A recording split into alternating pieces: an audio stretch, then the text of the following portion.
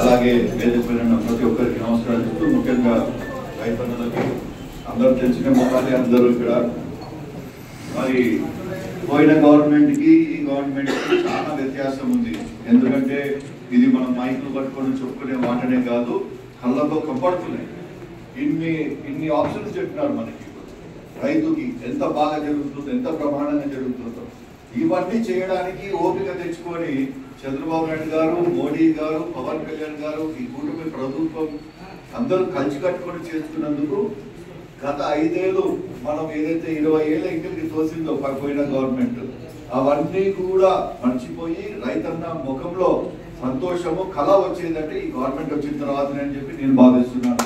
మరి అందరూ ఏం ఆలోచన చేస్తారో దానిపైన కూడా మరి ఇందాక చెప్పారు, ప్రతి ఒక్కరికి కూడా అంటే కడుపులో ఉన్న పిల్లోని కాడ నుంచి కాడుకు పెద్ద దాకా ఏదో ఒక రూపంలో మనం గవర్నమెంట్ తరఫు నుంచి వాళ్ళకి లబ్ధి పొందుతున్నారు. మరి మన కాడ పతికొండకు వచ్చే లోపల మనము నువ్వు వైసీపీ వాడికి వాని పేరు రాయకండి, వాని పేరు తీయటం లేదు. రైతు ఉంటే రైతు రాపించుకొని బాగుపడండి అని మనం ఆ లెక్కలో మనం ఎప్పుడు పోతాం. పోయిన 5 ఏళ్ళు నాకు బాగా గుర్తు, పేర్లు టీడీపీ అని చెప్పి పక్కన రాసి చింపి పక్కన వాడేస్తుండే. అట్లాంటివి చేయాలంటే ఎంతోసేపు కాదు, కానీ రైతు మంచిగా ఉండాలా. ఆ రైతు కోసం అప్పుడు పెద్ద ఆయన కె కృష్ణమూర్తి గారు ఏదైతే 250 కోట్లతో ప్రాజెక్ట్ స్టార్ట్ చేశారో ఆ ప్రాజెక్ట్ ఫలితం మనకి ఇప్పుడు మన జలాల ద్వారా మనకి అందరికీ వస్తున్నాయా లేదా మీరందరూ కూడా ఆలోచించారు. గుడిపల్లి సైడ్ పోతే నీరు రెడ్డి కాదు, గోవర్ధనగిరి సైడ్ పోతే నీరు రెడ్డి కాదు, ఇంకా ముందర పోతే నీరు రెడ్డి కాదు. ఇప్పుడు ఎక్కడ పోయినా కానీ బ్రహ్మాండంగా నీళ్లు ఉన్నాయి. మరి ఆ నీళ్ళకి సర్ఫరాజ్పురము, మరి ఆ నీళ్ళకి తోడుగా ఆయిల్ మెషిన్లు ఇస్తాము, మీరు ముందర రండి, సబ్సిడీ పైన ఇస్తామని కూడా చెప్తున్నారు. మరి చేసుకున్నోడికి చేసుకున్నంత ఉండే మాట చెప్తున్నాను. దీంట్లో ఏం దాబికాలు లేవు, ఏమి లేవు. చంద్రబాబు నాయుడు గారు అందరు ఏమంటారు, ఎప్పుడు వచ్చినా కానీ ఐటీ రంగంలోకి ఎక్కువ ఆలోచిస్తారు, ఐటీ గురించి ఎక్కువ, అవన్నీ తప్పు మాటలు. చంద్రబాబు నాయుడు గారు, అచ్చెన్నాయుడు గారు ఇన్ని తీసుకొని వచ్చాడు. మనకి ఇంకా 2 సంవత్సరాలు ఇంకా పూర్తి కాలే, కానీ కాకముందంటే ఇన్ని మనకు అందరికి ఇచ్చుకుంటూ వస్తున్నాం. ప్రతి రంగంలో ప్రతి ఒక్కరికి ఏదో రకంగా వస్తుంది. మరి రాబోయే కాలంలో మన ఏడీలు అందరూ ఇక్కడనే ఉన్నారు, వాళ్ళు చెప్పిన ప్రకారం మనం పంటలు వేసుకుంటా పోతే, ఎందుకంటే పోయినసారి తుగ్గలి మండలంలో మీటింగ్ పెట్టుకున్నప్పుడు ఒక మాట చెప్పడం మర్చిపోయినాం. పంట మార్పిడి అని పాతకాలం చేస్తుండేది. పాతకాలంలో నాకు కూడా చిన్నప్పుడు కంటిన్యూస్ గా 4 ఏళ్ళు ఒక పంట వేసి మధ్యలో స్కిప్ చేసి వేరే పంట వేస్తుండేది. ఆ పంట మార్పిడి అనేది లేకపోయింది. దానిపైన కూడా మీరు కొంచెం ఆలోచించండి. ఎందుకంటే ప్రతి ఒక్కరము అదే ఆయనకు లబ్ధి వచ్చింది అదే పంట నేను వేస్తాను అనుకుంటా పోతే మనం దెబ్బతింటాం.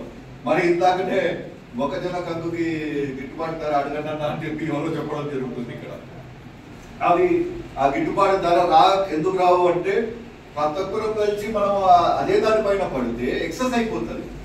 ఏదన్నా ఒక పాయింట్ దాకా గవర్నమెంట్ కి మనం ఫోర్స్ చేసి మీరు కొనాల్సిందే అని చెప్పి కలెక్టర్ అన్నా చేసినన్నా పట్టుకొని వచ్చి మనం ఫోర్స్ కొనిస్తాం, ఒకసారి కొనిస్తాం, మరి రెండోసారి అదే మిస్టేక్ చేస్తాం. అందుకోసమే మీరు చెప్పినట్ల అగ్రికల్చర్ ఆఫీసర్లు చెప్పినట్ల ఆ పంట మార్పిడి ఒకసారి ట్రై చేయండి.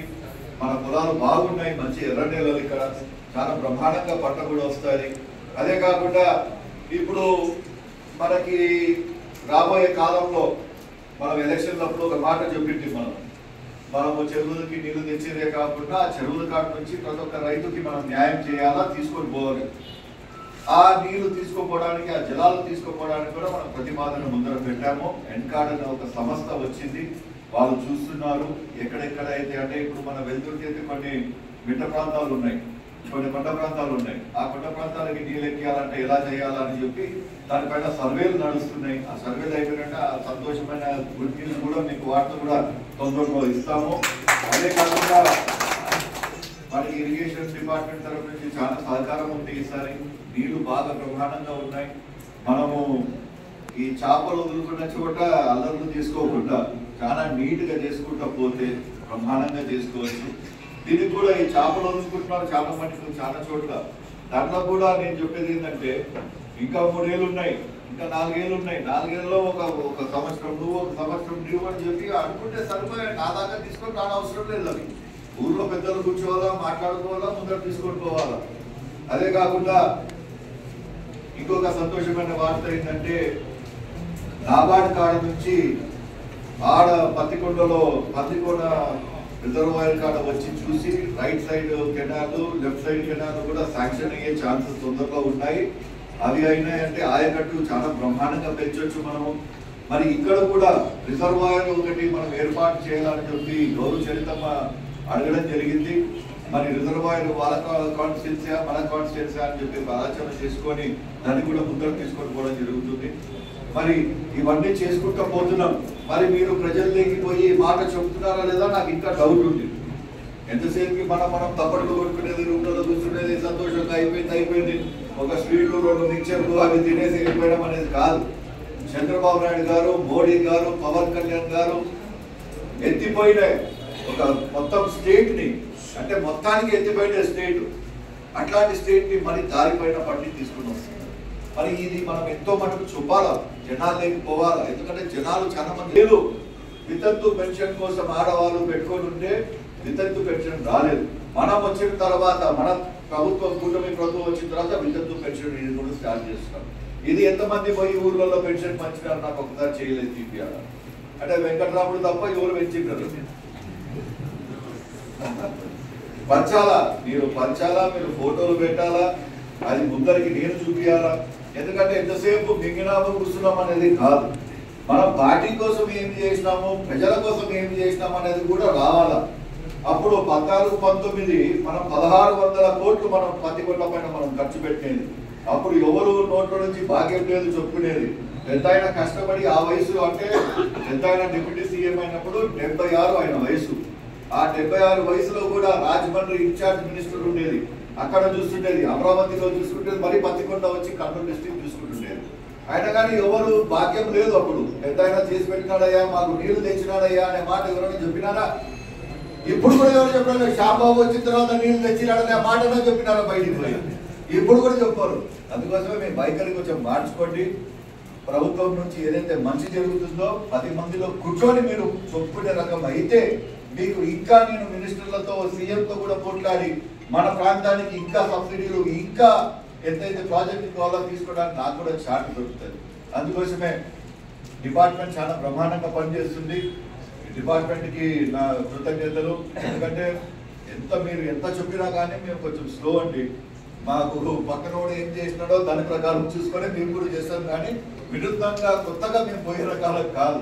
అందుకోసమే మీ బాధ్యత. మీరు మరీ ఒకసారి సదస్సులు పెట్టుకోండి. ప్రతి ఒక్క ఊర్లో అదొకటి ఒక మిడ్ పాయింట్ తీసుకొని, రామలకోట తీసుకొని అక్కడ ఉన్న 4 ఊర్లు రైతులను అక్కడ పిలిపించుకోండి. మీరు అట్లాంటిది అట్లా ఏమైనా చేస్తే ఆ భోజనాలు ఖర్చు ఏదైనా ఉన్నా నేను చూసుకుంటాను, అది పెడతాను, దానికి ఏం టెన్షన్ లేదు. అట్లా మనము రైతులకి ఇంకా చేసుకుంటూ పోవాలి, ఇంకా జ్ఞానం తీసుకొని రావాలి. మనము ఇప్పుడు సేంద్రియ, అంటే ఇందాక నాకు కూరగాయలు చూపెట్టారు, అట్లాంటివి చేయాలి. కూరగాయలకైనా పోతాం మనం. మనకి ఇప్పుడు నీళ్లు బాగున్నాయి, బ్రహ్మాండంగా పంట 30 రోజుల పంటన చాలా ఫాస్ట్గా వస్తుంది. ఇంకా టమాటాలనే కాదు, బీన్స్ కాడి నుంచి ప్రతి ఒక్కటి కూడా చాలా బ్రహ్మాండంగా వస్తుంది. ఇక్కడ సంతోషమైన న్యూస్ ఏంటంటే, ఇందాక కింద అమ్మాయిలు చెప్పినారు, ఇక్కడికి బిగ్ బాస్కెట్ వాళ్ళు వచ్చి ఇక్కడ కూరగాయలు కొనుక్కొని పోతున్నారు. అంటే బిగ్ బాస్కెట్ అంటే హైదరాబాద్ లో, బెంగళూరులో పెద్ద సూపర్ మార్కెట్లు వాళ్ళు కేజీ ప్రకారం కాకుండా ఒక్కొక్క దానిపైన కూడా రేట్లు కొడతారు అన్నమాట. ఒక్క మిరప ఇంత టైంలో. సో మనం దానిపైన కాన్సన్ట్రేషన్ పెట్టుకుంటాం, కూరగాయల పైన ఎక్కువ పెట్టండి. ఆ కూరగాయల పైన మీరు ప్రజలకు తీసుకోండి. మేము మా తరఫు నుంచి కూడా చేసే సహాయం మేము చేస్తాము. మరి ఈరోజు మంచి సంతోషమైన పండుగ వాతావరణంలో చాలా బ్రహ్మాండంగా అరేంజ్ చేశారు మీరు. రాబోయే కాలం చాలా మంచిగా ఉంది. దయచేసి చంద్రబాబు నాయుడు గారికి, మోడీ గారికి, పవన్ కళ్యాణ్ గారికి మీ ఆశీర్వాదం ఉండాలా. ఎందుకంటే ఇలాంటి వాళ్ళు ఉంటేనే మన స్టేట్ ముందరికి పోతుంది, లేకపోతే ఎత్తిపోతాము. అందుకోసం మరొకసారి చెప్తున్నా, చేసిన మేలు చెప్పుకోకపోవడం కూడా చాలా తప్పు. మీరు ఇది మర్చిపోకండి. మరీ ఎందుకు ఈ మాట చెప్తున్నారంటే, ఒకసారి దెబ్బ పడ్డాం, మరి అదే తీసుకొని రాకండి. ఎందుకంటే పిల్లలు వదులుకొని తిరుగుతున్నారు లీడర్లు, నేను అందరం. మీరు ఎంతసేపు ఊర్లోనే కూర్చుంటారు, ఊర్లోనే పొద్దున బయటకు వచ్చి ఇక్కడ దాకా వెల్దుర్తి దాకా వస్తారు. మేము మినిస్టర్ల ఇంకిల పడాలా, ఎంపీల ఇంకిల పడాలా, ఆయప్ప కాలు పట్టుకోవాలా, ఈ అప్ప కాలు పట్టుకోవాలా. కాలు పట్టుకోవడానికి బాధలే, మన వాళ్ళ కోసం, మన కోసం చేస్తున్నామని ఒక సంతోషం ఉంది. కానీ ఇక్కడికి వచ్చే లోపల ఏదైతే తీసుకుని వచ్చినామో అది బయటికి చెప్పుకోకపోతే లాభం ఏముంది?